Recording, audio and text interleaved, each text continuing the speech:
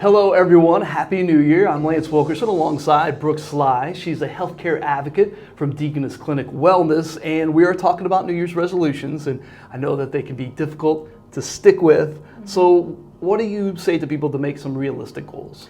Yeah, so when you're making a New Year's resolution, or any goals for that matter, you want to make sure you're setting yourself up for success. So one way to do that is by creating SMART goals. So this stands for specific, measurable, achievable, realistic, and timely. So the first one is specific.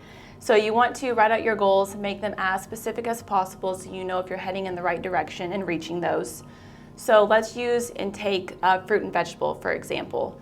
So you basically just want to start off asking yourself, how am I going to achieve this goal? Next one is measurable. So how are you going to track your progress? So again, using fruit and vegetable as an example, ask yourself, how many servings do I eat right now? If it's none, well then start off by just increasing it to 1 or 2 a day. Next is achievable. So how are you going to get to this goal that you have set for yourself? Ask yourself, are you really going to eat fruits and vegetables every single day?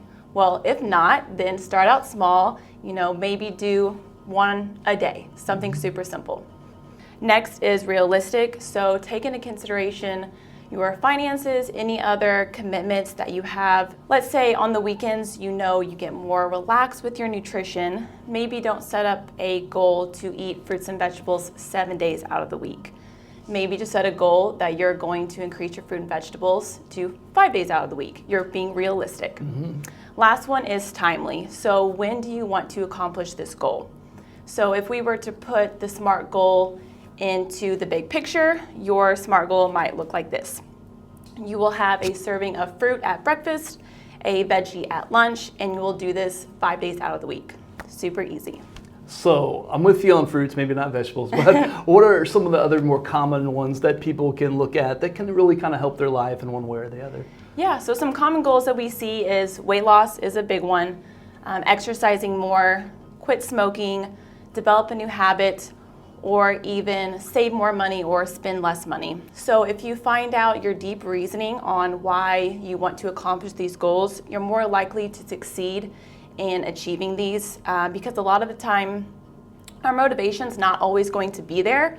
But if you have a strong enough why, you're more likely to succeed in reaching all these goals you want to accomplish. Weight loss, you mentioned that one obviously is a big one. What are some of the things that people can really focus in on that? Yeah, so if weight loss is something you want to achieve, start small like we've talked about. So say for example, you drink sodas 5 days out of the week. Well, start by reducing it to 2 or 3 days. And say for instance, you eat out every day for lunch. Maybe your goal might look like bringing your lunch 2 or 3 times throughout the week. And these small changes that you make, they might sound silly, but they really are key in what's going to get this weight loss off, and you'll be able to keep it off for the long run, making these small goals that will be sustainable for you. And you mentioned long run. It is obviously the long game and not the short game to be totally successful. So what do you tell people on that to try to, when it comes August and September, some of this is still held up? Yeah, so we see this a lot with clients. Like I said before, going back and finding your why on why these goals are important to you. Really digging deep and finding your reasoning behind these goals, because if we rely on that feeling of motivation, you're not always going to feel motivated. But if you keep asking yourself why I want to lose weight to the point where it almost brings you to tears, that's what's going to keep you in tune and really get that weight loss off and keep it off for good. Well, that's great. I really appreciate it. That's a lot of tips there, and Happy New Year's to you, Brooke. You too. That is Brooke Sly, healthcare advocate. I'm Lance Wilkerson. Best of luck on your New Year's resolutions. Thanks for watching, and have a great 2022.